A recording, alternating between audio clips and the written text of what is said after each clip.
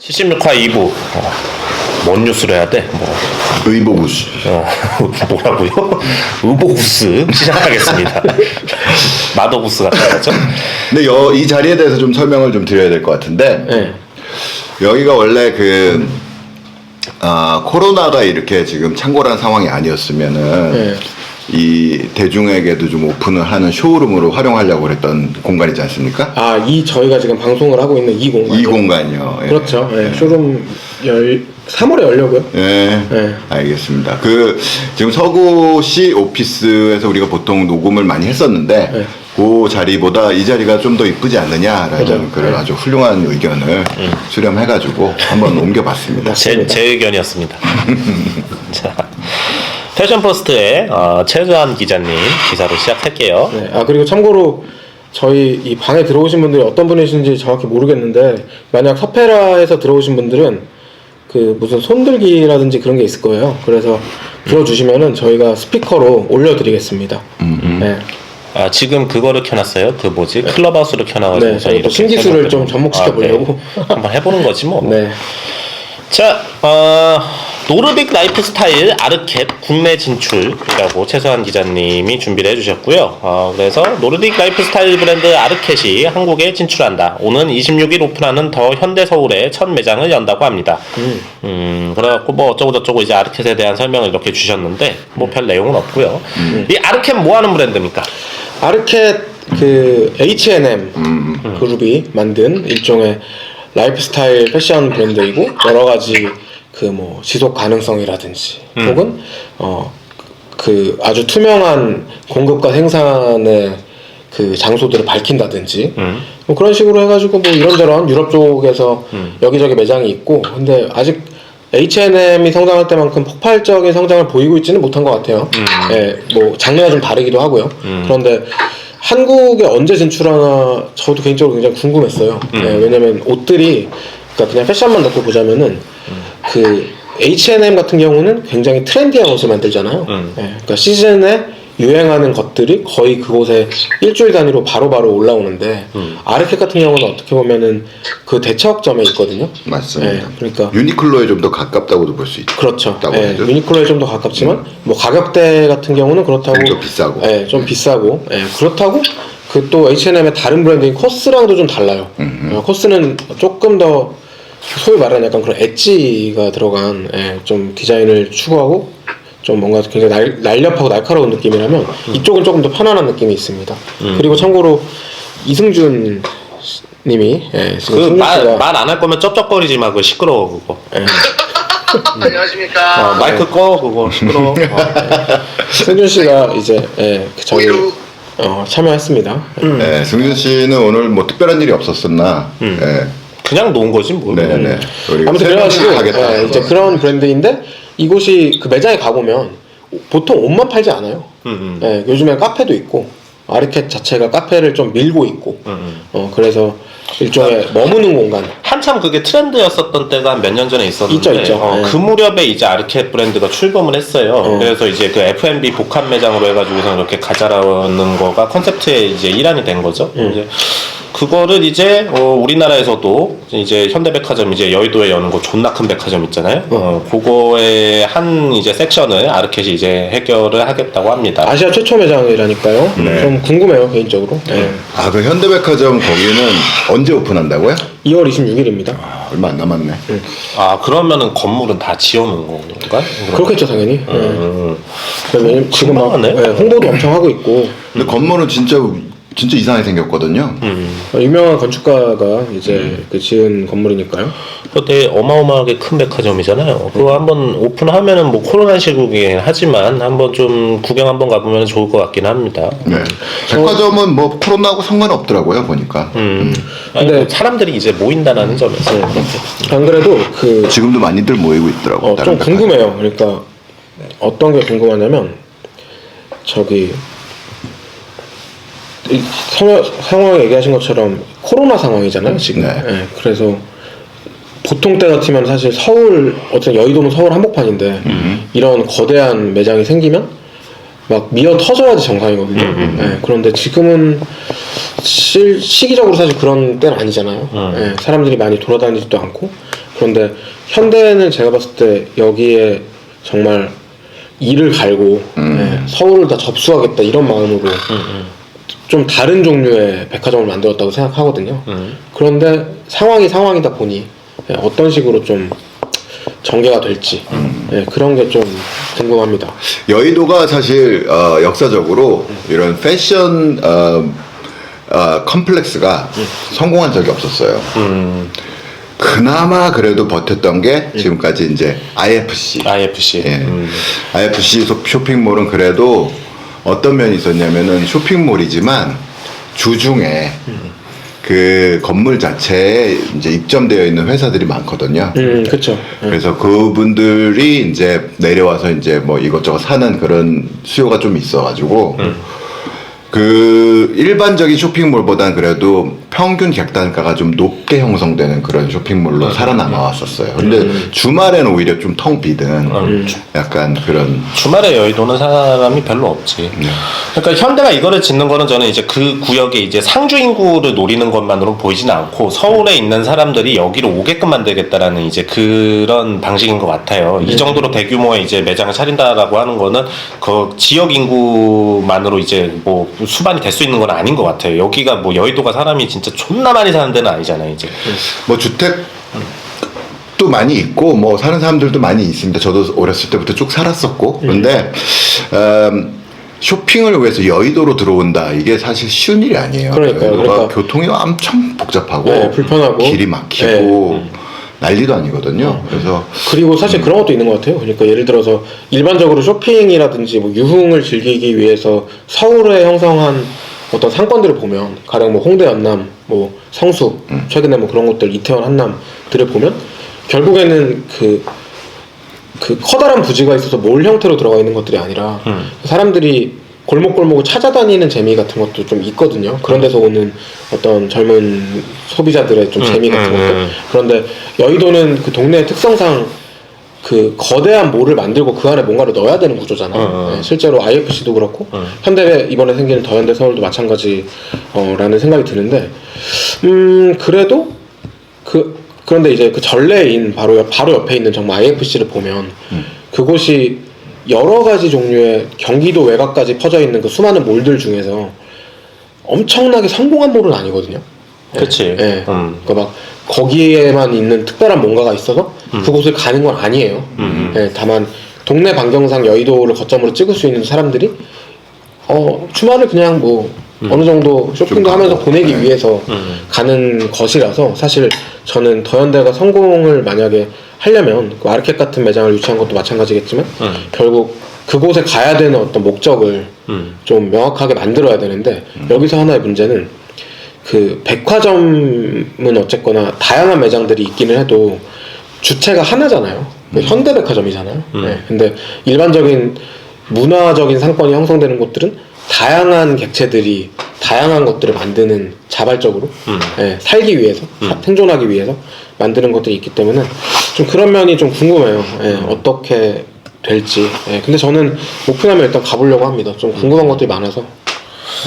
그러니까 사람들이 이제 그 디즈니랜드를 가는 거는 가면 이제 예쁜 어떤 풍경이 있고 그리고 동시에 이제 뭐 놀이기구도 있고 자기가 좋아하는 캐릭터들이 있고 그런 것들이 있기 때문에 가는 거지 그 디즈니랜드를 가기 위해서 가는 건 아닌 것 같거든요. 요즘엔 디즈니랜드에서 그 백신 주사 놓는다고 하더라고요.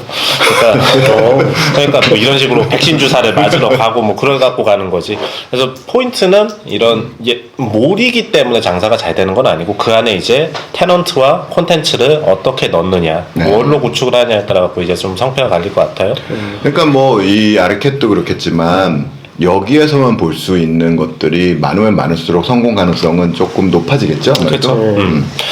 그런 좀 재밌는 이제 구성을 하면은 뭐 잘 될 것 같고 아니면 뭐 알아서 하겠지 뭐. 우리가 뭐 현대 걱정을 할 필요는 없잖아. 맞습니다. 걱정하는 건 아니죠. 정지선 회장이 정지선을 넘어가는 건지 아닌지 한번 보면 본인이 하기에도 약간 재미가 약하다 싶으니까 말끝이 소리가 작아져요.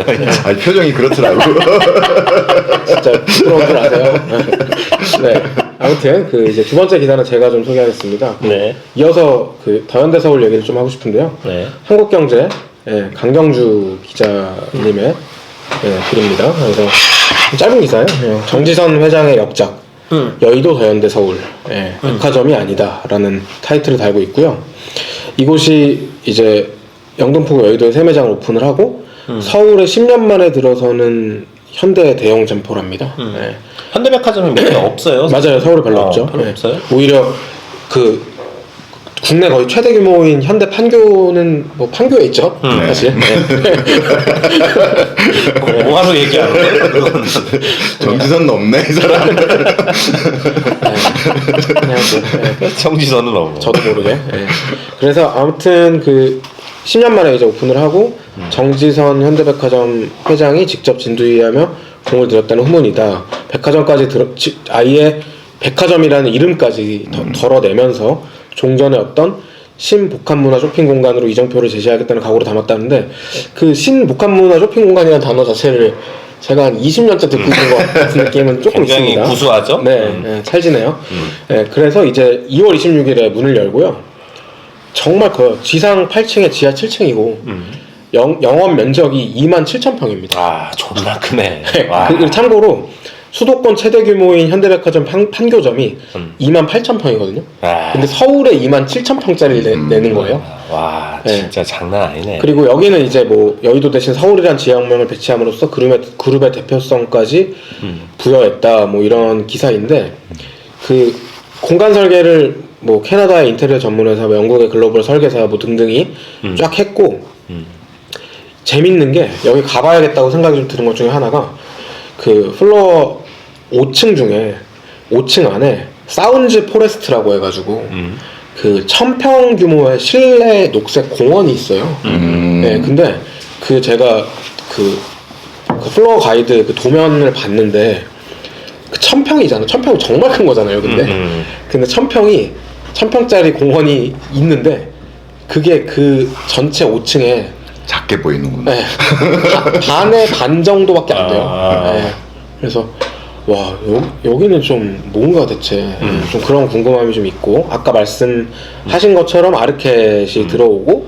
포터도 들어가고 또 제가 좋아하는 포터도 들어오고 그리고 뭐 삼성전자랑 LG전자가 메가스토어를 선보인다 라고 하고 여기에는 안 써있지만 그 This is never that이 그 석유 매장 이후로 이제 두 번째 플래그십 형태의 매장을 여기에 엽니다. 여기에 연다고. 네, 그래서 조건이 좋았나 보네요. 그러니까요. 그래서 그리고 특히 또 이제 백화점의 어떤 생존에 굉장히 중요한 명품. 해외 명품들이 아직은 여러 가지로 조금 보수적으로 보는 것 같아요. 네, 그 각 업체들이 왜냐면 주요 브랜드가 버버리, 보테가 베네타, 발렌시아가, 몽클레르, 프라다 토즈, 펜디 구찌, 생로랑, 티파니 확정이에요.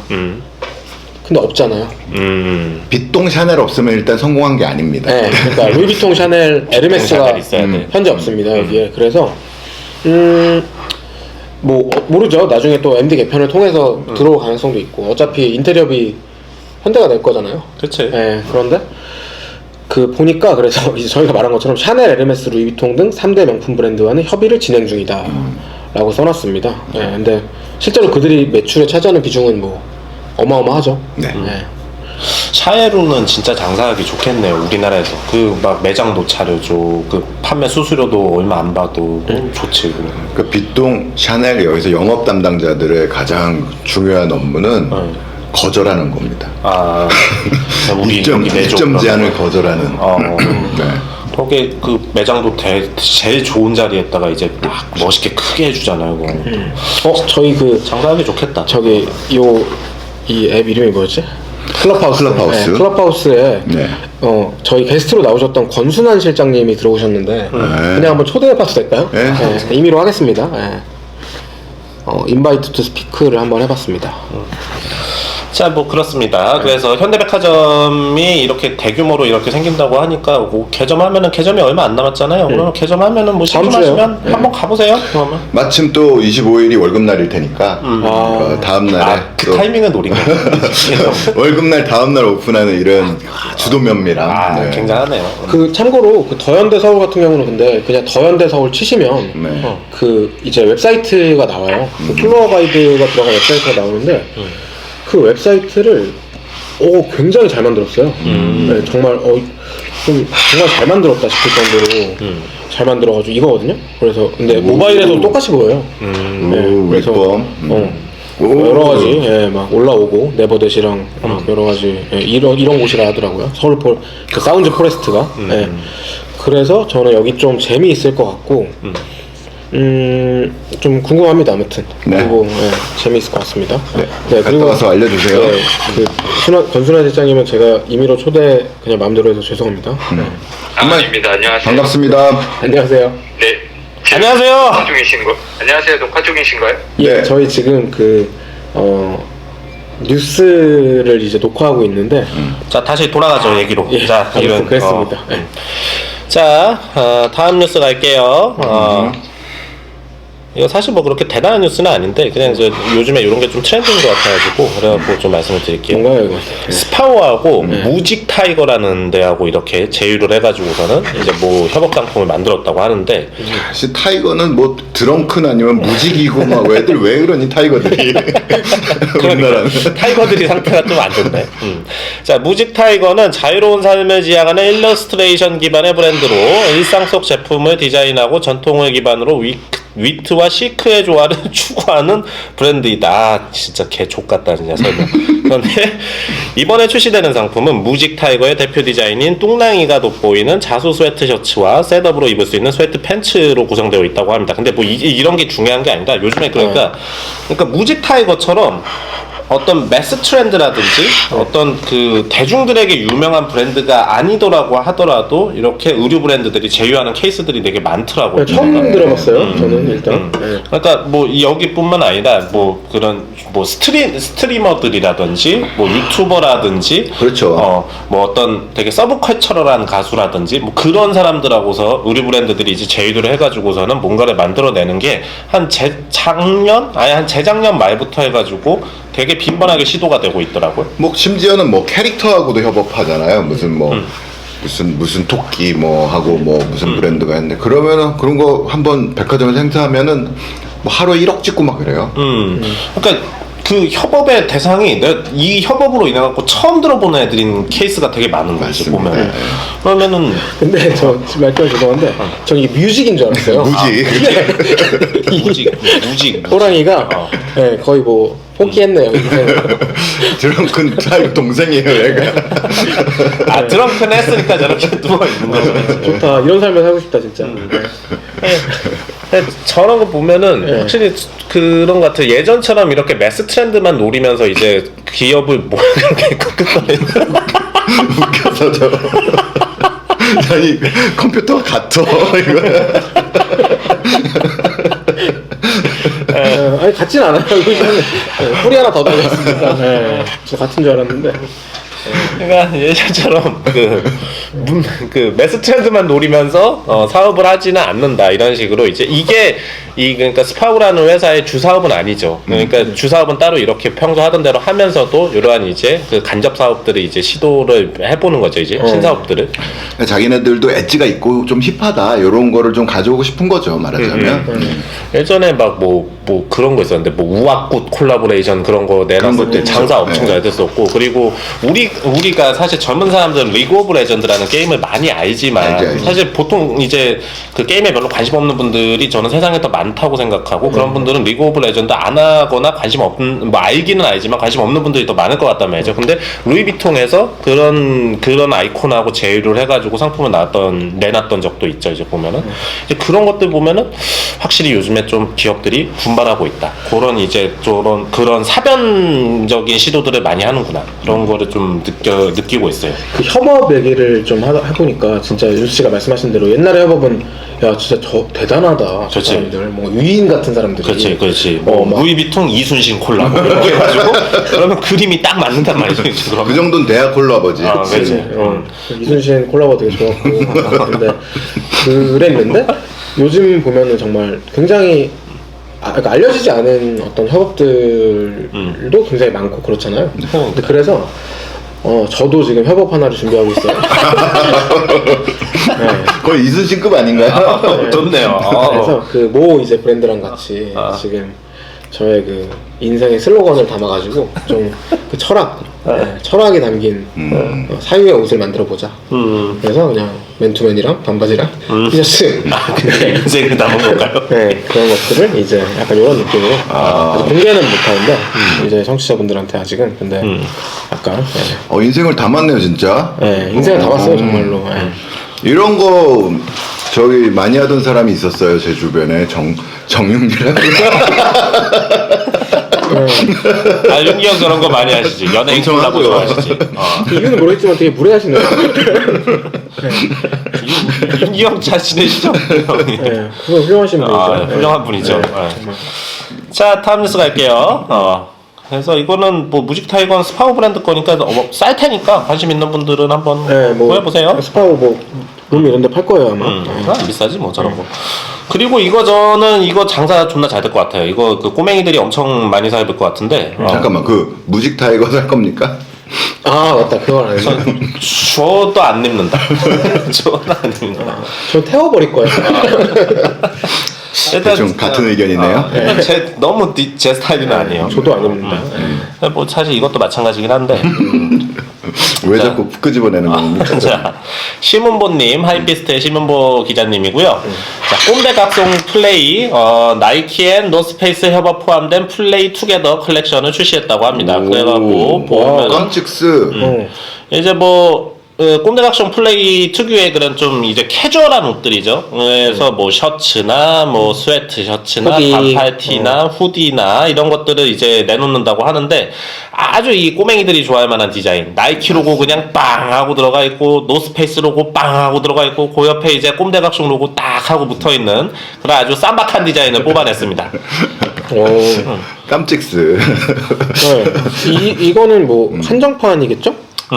그래서 이제 도버스트림 마켓에서 이제 지금 팔았대요. 그래갖고 이건 지금 다 팔렸는지 뭐 어땠는지 잘 모르겠는데 가격도 별로 안 비싸. 그래갖고 우리나라 돈으로 9만원에서 25만원 사이라고 합니다. 그래갖고 요거는 아주 그 애새끼들이 아주 부티나게 사갔을 것 같아요, 보면. 네, 아니, 눈이 좀 침침한데 오늘 좀 피곤하거든요. 네, 그리고 말하는 것 별로 안 좋아하고 그래가지고 여기 보니까 그 도버스트림 마켓 긴자점에서 인스타그램을 통해 예고되었던인데 그 해고되었던 걸 봤어요. 네, 그래서 누구를 해고했는지 약간 이런 생각을 잠시 했습니다. 상황은 누구 살 겁니다. 네. 2개 사고 싶어요. 아직 파네? 아직 있네. 티 이런 것들은 파네. 이것도 있어 24,200엔. 저는 저거 후디 나이키 로고 이렇게 돼 있는 거 그거. 얘만 지금 품절이네요. 아 아쉽네요. 엄청 많이 만들었나 보다. 애들이 나이키를 좋아하지. 자, 저는 요거 주면 입는다. 이렇게 옷이 그렇게 안줄 거. 문제는 안 줄 것 같다. 줄 수도 있잖아. 누군가 또 이렇게 하나 이 얘기를 하시는 즉슨 저희 시스템이 붕괴가 됩니다. 줄 수도 있잖아. 그래. 아무도 준다고 해서 주면 입어. 주면 입는 자, 거고. 오케이. 그리고 서구 형은 어때요? 서구 씨는? 근데 요 나이키 스우시는 아니다 주문 입는다. 아 그래요? 그러니까. 셔츠에는 별로 관심 없어요. 여관에서는 솔깃하지 않네 이것들이. 노패는 아니고 노패는 저도 안 입고. 자, 그렇습니다. 네. 자, 다음 뉴스 볼게요. 어디서 이거? 자, 패션 포스트고요. 최소한 기자입니다.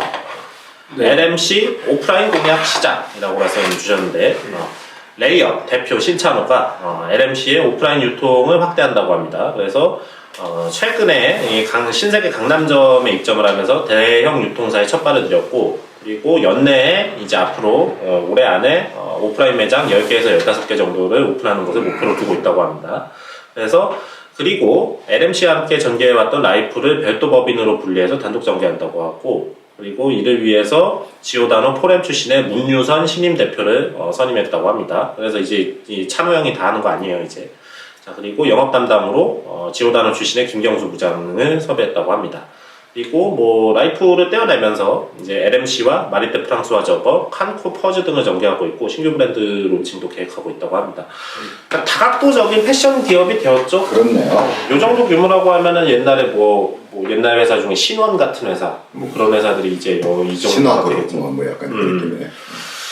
LMC가 이 정도, 그러니까 사실 우리는 LMC 세대라기보다는 라이플 세대인데, 그래서 찬호 형은 이제 라이플 대표로도 저희에게 익숙하죠. 근데 이렇게까지 발전을 한다는 거는 저는 되게 고무적인 일이고 굉장히 좋은 일이라고 생각을 해요. 그러니까 보면은 스트릿웨어 브랜드들이 한때 이제 각광을 받으면서 그러면서 이제 기업 규모가 커졌는데 여전히 안에 체계는 좀 정비가 안 되어 있고 그런 경우들이 되게 많거든요. 근데 여기는 체계를 확실히 이렇게 좀 정립을 하면서 그러면서 본격적인 패션 기업화, 패션 그룹화를 만드는 거가 저는 되게 좋은 일이라고 봅니다. 그러니까 지금 영입한 인사들을 봐도 이제 그러니까 그 틀리 딱딱거리잖아요. 딱 이름만 봐도. 그 신임 대표, 그러니까 지금 현재 그 총괄을 하실 분이 호람이랑 지오다노에 계셨던 분이어가지고 아마도 그분이 오시면서 이제 지오다노에서 같이 일했던 분 한 분을 또 데리고 오셨나봐요. 그분이 이제 부장님 되신다고 하는 거 보니까. 영업하시고.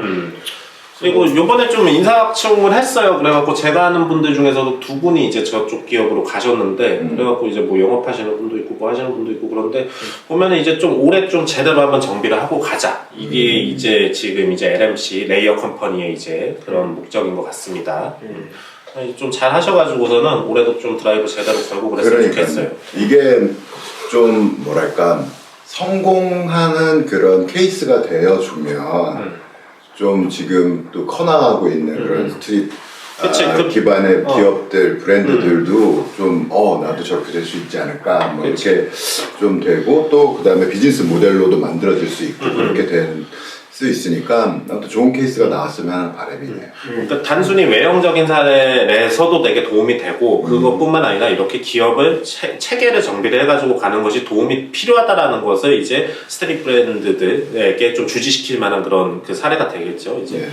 그러니까 예를 들어서 뭐 휴먼 포스트나 뭐 좋은 그런 것들도 내부에서 좀 너무 이렇게 좀 약간 그 내부가 영세하니까 이게 그게 일이 제대로 안 발전성이 굴러가고 회사 무너지고 커지는 게 그런다고. 오히려 망하는 원인이 되기도 하고 막 그러기도 했었잖아요. 그러니까요. 그러니까 어느 정도 체계는 필요하다. 아무리 이 서브컬처로 시작했던 회사였다 해도 뭐 스투시나 뭐 지금 우리가 좋아하는 뭐 뭡니까 수프림 같은 브랜드도 원래는 그 안이 그냥 보더들이었단 말이에요. 맞아요. 네, 그래서 그 컬처가 있었지 어떤 시스템이 있었던 건 아니었거든요. 그런데 이제 그런 것들은 이제 거의 다 갖췄어요. 그렇지만 그 컬처를 버리지 않으려고 노력을 하는 거지. 그렇죠.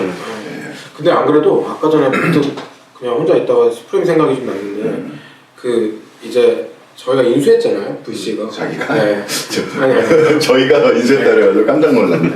좀 부러울 뻔했어요. 나도 모르는데 어제 인수를 했지. 네, 그 인수를 이제 저기 반스의 모회사, 노스페이스의 모회사가 인수를 했는데 뭐 거의 뭐 국내가 아니라 세계 최대 규모급의 패션 회사 중에 한 곳이란 말이에요. 맞습니다. 그런데 사실 스프림이 인기를 계속 끌었던 그 매장도 몇 개밖에 없는데 어떻게 이렇게 많은 매출이 나오는가 싶었던 이유는 그러니까 재고를 만들지 않는 그 아주 타이트한 거의 리미티드에 가까운 네, 그런 뭔가 희소성의 정책이잖아요. 근데 거기서 매출을 예를 들어 회사를 인수했을 때 그 매출 유지하려고 인수할 생각은 없을 거란 말이죠. 어떤 회사들도 2배, 4배, 6배, 10배 늘리려고 할 거 아니에요. 그렇죠. 예, 그런데 저는 만약 그렇게 되면 이제 코로나 이런 것들을 좀 차치하고 수프림 매장들이 늘어날까. 예, 예를 들어 서울에 2개, 뭐 약간 이런 느낌으로 될까? 근데 만약에 그게 전략 중에 현실 가능성이 너무 없다는 생각은 안 들거든요. 네. 반스만 해도 서울에 몇 개인데요. 그러니까 좀 브랜드가 다르니까요. 네. 네. 근데 뭐 집 뭐 100개 넘게 있겠죠 한국에. 근데 그런 매장이 만약에 생기면 그럼 그 스프림을 추종했던 그 수많은 팬들은 떠날까? 혹은 그들이 떠나더라도 새로운 세대 교체가 돼서 브랜드 자체는 더 많은 매출을 올릴까? 약간 그런 궁금증들이 생기더라고요. 생기죠. 골든 구즈가 뭐 네, 말씀하세요. 슈프림 매장이 서울에 생기는 거는 그 어느 정도 가능성은 있는 얘기라고 생각이 저 들고 그 제가 알기로 이거는 뭐 팩트가 아닐 수도 있는데 2010년도쯤에 그 슈프림 서울 매장이 실제로 생길 뻔했었던 적이 있었거든요. 그래서 그 슈프림 본사에서 실제로 서울에 와서 이제 부동산 자리까지 알아보고 근데 근데 이제 그 계약이 약간 뭔가 잘 안 돼서 얘기가 잘 안 돼서 그 도쿄에 매장을 하나 더 오픈한 걸로 알아요. 원래 서울에 오픈을 하려고 했는데 그 서울 쪽하고 얘기가 잘 안 돼서 그 도쿄에 다행이네. 매장을 그 중국 본사 아니네요. 우리 그게 약간 좀 제가 뭐 알고 계시는 분들이 있을 수 있어가지고 제가 본명을 언급하기는 좀 힘든데 네. 그 한국 스트릿 약간 1세대 약간 슈프림 쪽하고도 이제 관계가 있는 그 친분이 있으신 분하고 실제로 얘기가 이루어져서 성사가 될 뻔한 걸로 알고 있어요. 아, 저도 근데 그 사건을 아는데 그때 나가리가 됐었던 거는 이제 그 로얄티 때문에 그런 거죠. 이제 매장 오픈 네네, 그 맞아요. 자체만의 로얄티가 너무 과도하게 책정이 되어 있다 보니까 그리고 그 사업을 당시에 이제 그 드라이브를 걸던 주체가 이렇게 대기업이 아니다 보니까 그 로얄티에 대해 가지고 이제 좀 핸들링하기가 좀 어려웠었던 거죠. 이제. 아 진짜요? 네, 뭐 그래서 그때 슈프림 매장이 뭔가 그 로얄티를 정복하고 오픈을 했다면은 뭔가 한국 패션 시장도 크게 뭔가 바뀔 수 있었던 그 전환점이 될 수 있었을 것 같다라는 아쉬움이 저는 개인적으로 좀 들더라고요. 그러게요. 2010년이면은 사실 뭐 네버댓도 없을 때예요. 그 아마 네네 그때가 막 생겼을 때. 슈프림이 잘 안 풀리던 시기였어요. 그 슈프림이 한창 2000년대 초반 때 엄청 핫하다가 그쵸. 그 제가 알기로 그 브룩스 브라더스 수트 나왔었던 시기 아, 아시나요? 네네 알죠 알죠. 아, 그건 좋았지. 예, 시어서커 그 그때 예. 시기쯤에 예, 맞아요. 그때 약간 전후 시기쯤인데 그때가 사실 슈프림이 지금처럼 막 완전 1티어까지는 아니고 약간 좀 하향세를 걷고 있었던 시기였거든요. 네. 그래서 뭔가 그게 이루어질 뻔했었던 그 계기가 사실 뭔가 그래서 그런 거 아니었을까라는 생각을 합니다. 그러니까 우리가 사업을 하는 데 있어가지고 되게 변수가 너무 많아요. 네, 그러니까 이게 말 그대로 우주의 기운 같은 게 이제 딱 맞아야지 그래야지 사업이 이제 메이킹이 되는 거거든요. 이제. 저분 저때 저거 했으면 망했을 수도 있어요. 그러니까 또 어떻게 됐을지 몰라요. 네, 또. 너무 빨랐었거든요. 어떻게 보면은. 자, 그렇습니다. 네, 우리 자, 지금 클럽하우스를 통해서 순환 실장님 말씀 sun환 감사합니다. 실장이 또 참여해 주셨어요. 권 실장님 의견 고맙습니다. 네, 다음 뉴스 가볼까요? 네. 뭐죠? 제가 하나 먼저 좀 소개해 볼게요. 아, 보테가 베네타? 예, 그 하이피스트의 기사이고요. 기자님은 사실 이거 제가 썼네요. 네, 누구야? 이 씨발 누구야? 네, 그 강렬하고 실험적인 보테가 베네타의 2021년도 봄 여름 컬렉션이라는 제목입니다. 그 이제 타이론 르본이라고 이 사진가가 이제 그 보테가 베네타의 데니얼 리랑 같이 그 바뀐 보테가 베네타의 비주얼을 만드는 그 사람이거든요. 그런데 저는 이 사람의 사진을 굉장히 좋아해요. 예, 그래서 이제 2021년도 SS 컬렉션에 대한 캠페인 사진을 또 되게 전통적으로 뭐 영상에 뭐 최근에 들어가는 어떤 기술 같은 것들을 넣지 않고 네. 저 강아지 목 조르는 건가요, 저 사진? 아 그러지 않을 겁니다. 그러면 네, 사과를 해야 되니까. 네. 그래서 이런 여러 가지 다양한 뭐 예술가, 아티스트, 뭐 음악가, 배우 이런 사람들의 포트레이트 같은 느낌으로 이 보테가 베네타의 컬렉션을 촬영을 했더라고요. 그래서 옷들을 보시면 그 보테가 베네타 하면 그 특유의 그 위빙, 그 꼬임 그 디테일이 있잖아요. 이제 그런 것들도 어딘가에 곳곳에 조금씩 들어가 있어요. 가령 저 보테가 베네타를 원래 저렇게 두 줄로 썼었나요? 지금 그 데니얼리로 바뀌고서 이런 형태를 유지하고 있더라고요. 네. 보테가 한 칸 띄고 베네타. 네. 그래서 이제 뭐 컬렉션을 뭐 기사를 조금 읽어드리면 컬렉션을 뭐 요약을 하면 이탈리아 패션하우스가 재해석한 과거의 현대화 정도다. 네. 그래서 뭐 타이론 르본이 캠페인을 촬영을 했고 미국 여배우 실라 팀, 뭐 로즈마리 트로클, 뭐 오타마 콰미, 모델 니키타 뭐 이런 사람들이 참여를 했다라고 해서 뭐 아무튼 새 컬렉션에 대한 기사가 나왔어요. 그런데 저는 하나 말씀드리고 싶은 게 제가 이거를 그 단신 뉴스를 하나를 쓰면서 그 보테가 베네타가 소셜 미디어를 없앴어요. 그거 얘기했죠. 네. 그러니까 저희도 뉴스에서 한번 소개했잖아요. 아직 안 열었나요, 다시? 안 열었어요. 인스타그램 모든 패션 브랜드가 소통의 창구로 정말 사용하는 인스타그램이 없어져서 보테가 베네타의 무언가를 보려면 보테가 베네타의 웹사이트에 들어가야 돼요. 혹은 오프라인 매장에 가거나. 근데 오프라인 매장에 간다고 해서 일반적으로는 뭐 매장에 디스플레이가 되어 있는 거지 컬렉션에 대한 정보를 알 수 있는 건 아니잖아요. 가령 캠페인 사진을 누가 찍었고 이런 것들이요. 매장이 많지도 않고요. 근데 사실 원래 그런 어떤 중간에 그 창구의 역할을 소셜미디어가 했는데 이건 지금 하이피스트에 올라온 기사죠. 그러니까 보도자료를 보테가 베네타 본사가 뿌렸겠죠. 그런데 그럼 더 궁금하다. 예를 들어 기사를 보고 저는 이 브랜드를 좋아하기 때문에 찾아보려고 하니까 정말 찾아볼 데가 없는 거예요. 그러니까 소셜 인스타그램 하나 없어졌다고. 심지어 보테가 베네타 웹사이트에는 이게 올라오지도 않았어요. 그 이미지 어디서 딴 거예요 그러면? 그러니까 한국 웹사이트에. 우리나라 웹사이트에 안 올라왔다. 네, 그래가지고 여러모로 그 웹사이트에서 그렇다고 이런 식으로 설명해 놓지도 않아요. 네. 브랜드가 완전히 신비주의 너무 지나친 신비주의 아닌가요 저 정도? 이게 이렇게 하면 이거는 안 줄 것 같은데. 근데 모르겠어요. 그러니까 다시 채널을 살릴 수도 있고 뭐 여러 가지 방법은 있겠지만 사실 그 뭐 요새 말하는 뭐 그런 뭐 언컨택트를 뭐이 해가지고 비대면 뭐 그런 사회인데 그 정보의 채널이 없으니까 브랜드를 좋아하는 팬으로서는 조금 아쉽다. 그런 생각이 들었습니다. 옷들은 어떤 거 같아요? 옷들은 산다? 돈 있으면 사고 싶죠. 그러니까 근데 막 모든 옷들이 막 너무나 멋있다라는 건 솔직히 아니에요. 예, 전혀 사고 싶은 것도 없고 최근에. 근데 그 뭐 남성복들을 보면은 예를 들어 이런 멋있네. 예, 굉장히 질감이 독특한. 예, 그러니까 뭔가 일종의 말하자면은 그 과장된 듯한 느낌을 주는 원단, 소재, 패턴, 컬러 같은 것들을 사용을 했는데 그 데니얼 리가 만드는 보테가 베네타의 어떤 디자인의 그 에센셜 같은 것들을 얘기를 하자면 결국에는 미니멀리즘인 것 같거든요. 실루엣의 형태를 보면요. 지금 화면상으로 굉장히 안 미니멀한데 그러니까 제 말은 이제 패턴 같은 것들은 패턴 같은 것들은 굉장히 화려한 것들 많이 사용을 하는데 근데 그 실제로 이 옷들을 실제로 보면 옷들의 구조 같은 것들은 굉장히 간결해요. 네. 그래서 그런 면에서 이제 아주 멋진 아이템들이 많이 있다. 그렇네요. 네, 그런 생각이 좀 들고 옷은 사고 싶은데 보여주질 않는다.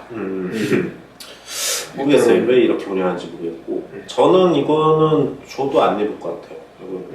뭐 아까 형 말만 누가 주지도 않겠지만 주지만 저도 안 입을 것 같아. 이게 저는 이제 요즘에 어떤 이제 럭셔리 브랜드들의 이제 뭐 패션 트렌드 경향성인 것 같은데 패션 경향성, 디자인 경향성인 것 같은데 그 예전에는 저는 이제 럭셔리라고 하면 뭔가 좀 각이 이렇게 서 있는 그런 옷들을 좀 주로 봤었단 말이죠. 이제 뭐 대표적인 게 스테파노 필라티 같은 이제 디자인들이 나왔었고 뭐 그 이후에도 뭐 톰 브라운이라든지 그런 이제 그런 타입의 이제 디자인들이 좀 많이 눈에 들어왔었고 그게 저 어떤 좀 럭셔리 브랜드들이 그 당대에 이렇게 지향했었던 그런 방향성이라고 생각을 했었어요. 근데 요즘에는 그거는 아닌 것 같아요. 그 방향은 아닌 것 같고 좀 더 이제 편하고 흐물흐물한 디자인 쪽으로 이렇게 가는 것 같고 스트릿의 영향을 굉장히 많이 이렇게 끌고 왔고 그렇단 말이죠.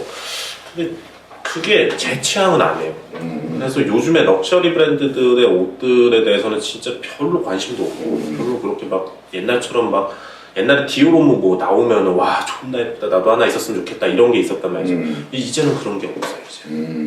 그러니까 좀 자기는 약간 뭐랄까 좀 테일러 되어 있고 그 중에서도 약간 스트럭처가 되어 있는 그런 옷들에 대해서 좀 더 좋아하는 거구만. 네, 그렇죠. 네. 이렇게 딱 사면은 새 옷인 느낌 확 나고 이거 비쌉니다 씨발 느낌 확 나는 거 있잖아요. 던지면 막 이렇게 서는 옷이요. 그렇죠. 이렇게 딱 서는 거. 옛날에 진짜로 그런 옷도 있었어요. 바지가 너무 두꺼워가지고 딱 서 있는 거 그런 거 있었어. 네.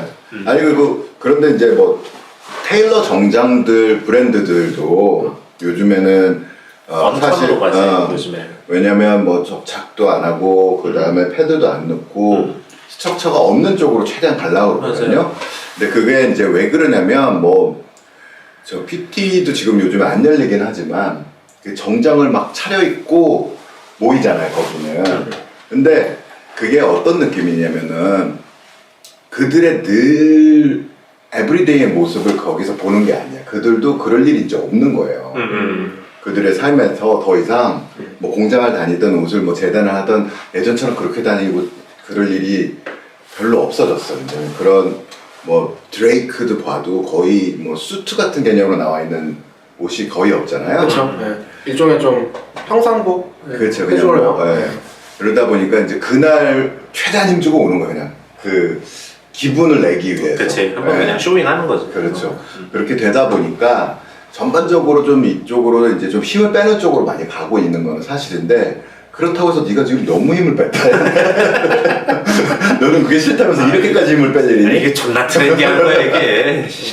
힘을 주고 싶다고 그러는데 본인이 힘을 빼고 있는 그런. 이게 트렌드의 정점이야 이게. 정말 앞뒤가 안 맞는데. 이게 놈코어. 알겠습니다. 시발 놈코어. 시발은 거. 이겁니다. 노르딕이 아니고 뭐 북극 느낌인데. 인생은 뭐 모순으로 가득 차 있으니까요. 네. 상호 형은 어때요? 보테가 베네타 제품 이번 거. 의류.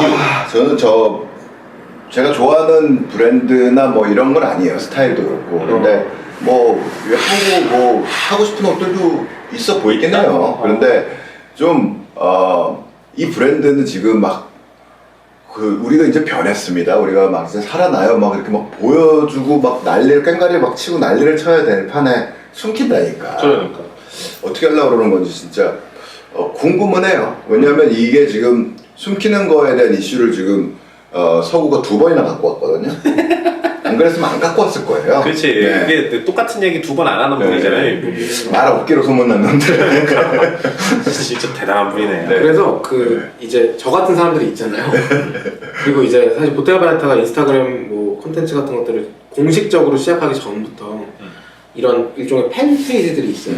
여기도 이제 뉴 보테가라고 하는 인스타그램 채널인데 보시면 이제 큐레이티드 바이 어떤 이제 분이 그냥 개인이 이 제니얼리가 만드는 보테가 베네타에 대해서 소개를 하고 있는데 이게 거의 오피셜의 느낌을 주고 있어요. 왜냐면 032씨 같은 매거진들 네, 이런 사람들도 여기를 다 팔로우를 하고 있어가지고 이게 오피셜이 되지 않을까요? 이러다가? 그럴 수도 이러다가 오피셜로 있고. 넘어갈 네. 것 같은데? 오피셜처럼 또 뭔가 굉장히 그리드를 잘 잡아가지고 예쁘게 잘 올렸네. 네, 하고 있습니다. 아무튼 뭐 저는 굉장히 좋아하는 브랜드이고 저 그냥 궁금한 거 있는데 오늘날에 이제 그 어떤 럭셔리 디자이너 브랜드들 중에서 이 브랜드의 디자인 스타일이 나한테 좀 잘 맞는다. 이 브랜드에서 뭐 나오면 좀 사고 싶더라. 그런 데 있나요 혹시? 두 분? 저는 그 모순적인 상황에 빠져 있습니다 사실. 왜냐면 저는 루이비통이라는 브랜드 그렇게 좋아하지 않아요. 네, 그런데 정신을 차려보니까 존나 좋아하는 거 야, 2년 동안 한 개, 내가 그렇게 너 가방만 몇 개 다녀. 네. 그리고 진짜 저는 버즈라블로 굉장히 훌륭하고 어떤 제가 종종 방송에서 말하지만 좀 새로운 타입의 디자이너잖아요. 그러니까 예전처럼 막 패션을 공부해서 옷의 만듦새, 퀄리티, 메이킹 이런 것들로 승부를 보는 디자이너가 아니라 일종의 사상을 얘기를 하고 슬로건을 표출을 하고 실제로 본인이 그 슬로건을 하잖아요. 그치. 네, 그래서 이제 그런 종류의 좀 뉴타입 같은 디자이너인데 그분도 사실 오프화이트는 별로 관심이 없어요 제가. 예전부터 없었어요. 네, 근데 보니까 또 그가 만든 어떤 컬렉션들 중에 좀 예뻐 보이는 것들이 있어서 오히려 다른 것들은 별로 관심이 없어졌어요. 네, 그게 저한테 좀 모순 같더라고요. 루비통. 네. 애증의 관계네요. 지금까지는 아닌데 아무튼 비슷하죠. 애매하네. 성호 형은 어때? 저는 제가 돈을 진짜 많이 벌면 제가 지금 가지고 많이 있는 벌고 옷을 있잖아요. 다 버리고 라이프로렌 퍼플라이로 다 받고 싶어요. 이 옛날에 대한 향수가 있네. 네. 퍼플 훌륭하죠. 근데 퍼플은 이제 우리나라에 이제 많이 입어보신 분들이 몇 분 많지는 않은데 근데 퍼플 옷 한번 경험해 보시면 와 진짜 개쩐다 씨발 와 그러니까 그런 생각이 하나만 들어요. 사는 건 의미가 없어. 다 갖춰져 있어야 돼. 그거 하나 사면 나머지 게 다 안 입고 싶어질 것 같아서. 네. 진짜 퍼플 제품은 진짜 개쩔어요. 진짜 잘 만들어요. 그런 식으로 그러면 예를 들어 그냥 가정하에 네. 하나의 브랜드로 옷장을 채울 수 있다라고 하면 뭐를 하시겠습니까? 저는 뭐 무조건 에르메스지.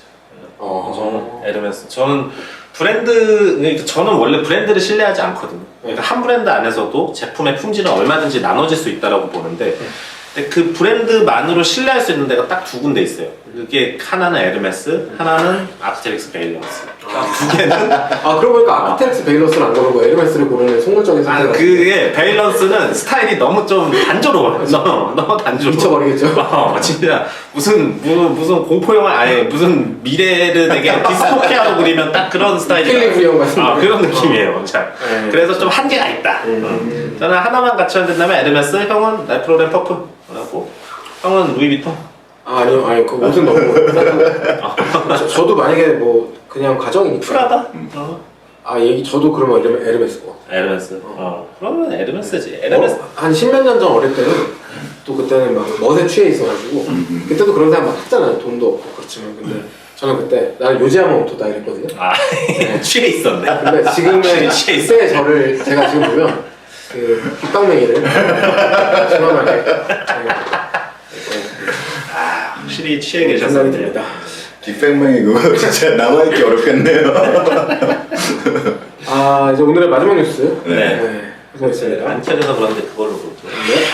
패션 포스트고요. 네, 이하람 기자님입니다.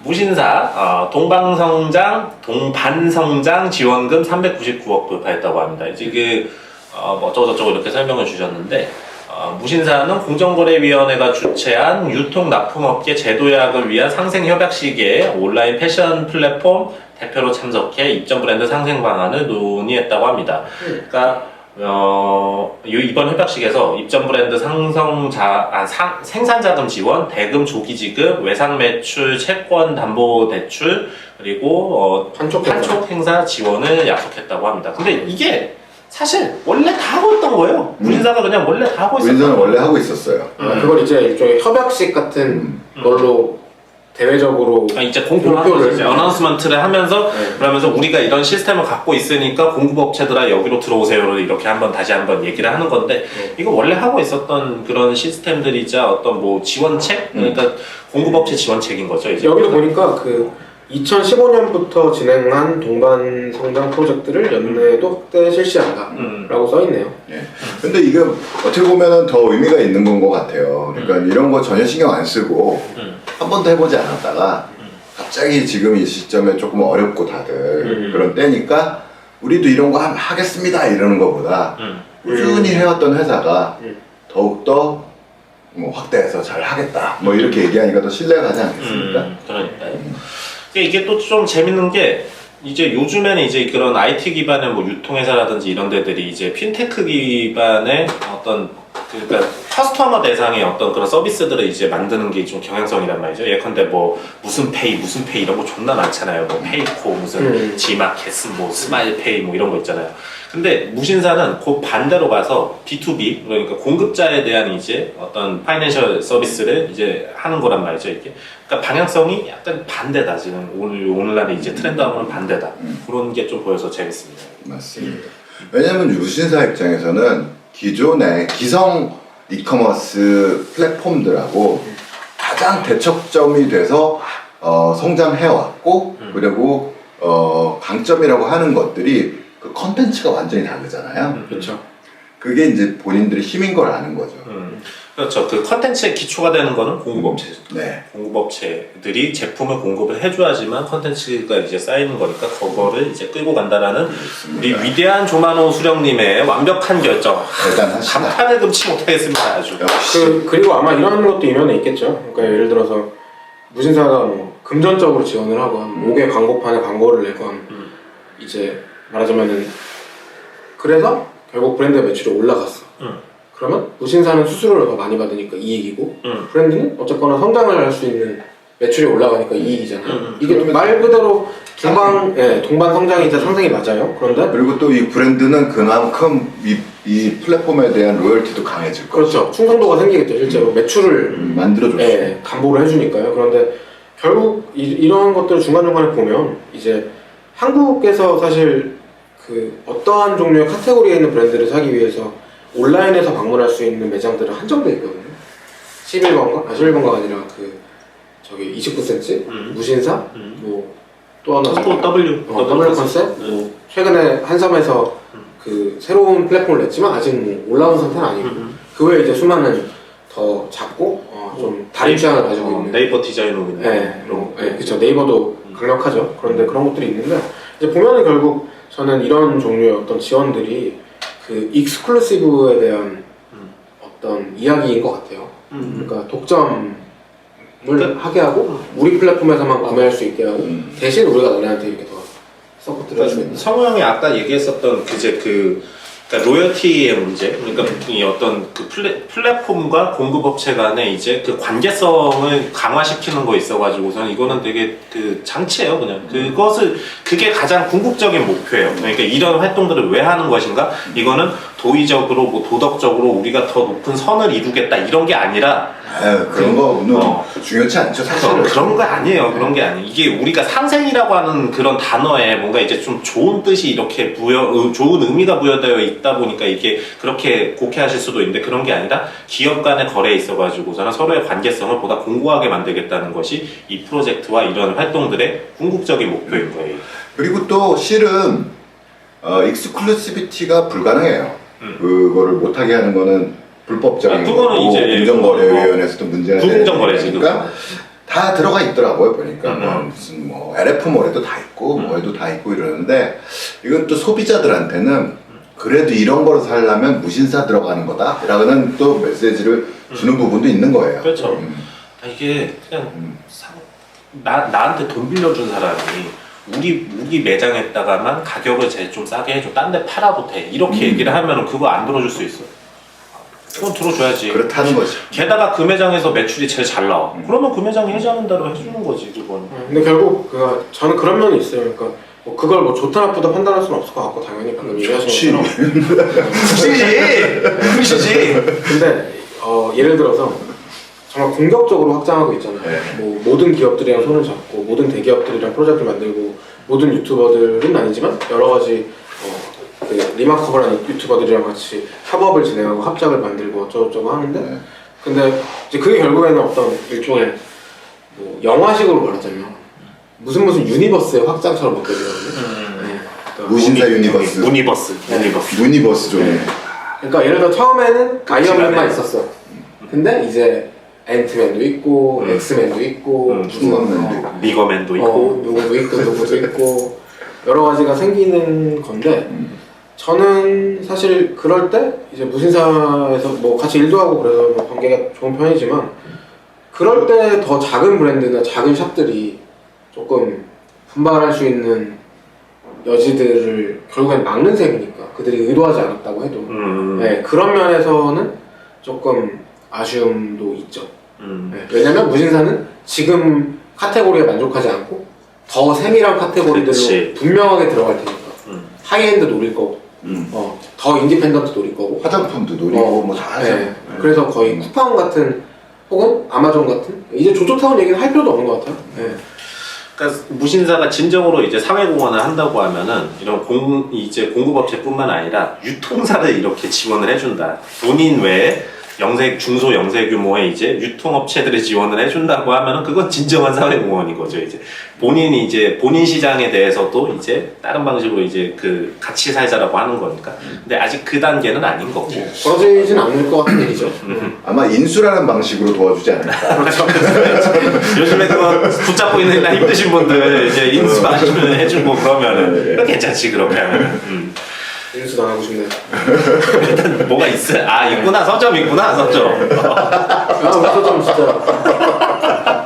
자, 저희 장안동에 가시면은 서구형의 서점이 있습니다. 산책이라고 그 매거진 비에서 나온 그 숍이라는 아주 걸출한 그 오프라인 매장에 대해서 다룬 책을 판매하고 있는데요. 네. 그 구매하실 분들은 옆에 카페 문의하시면 됩니다.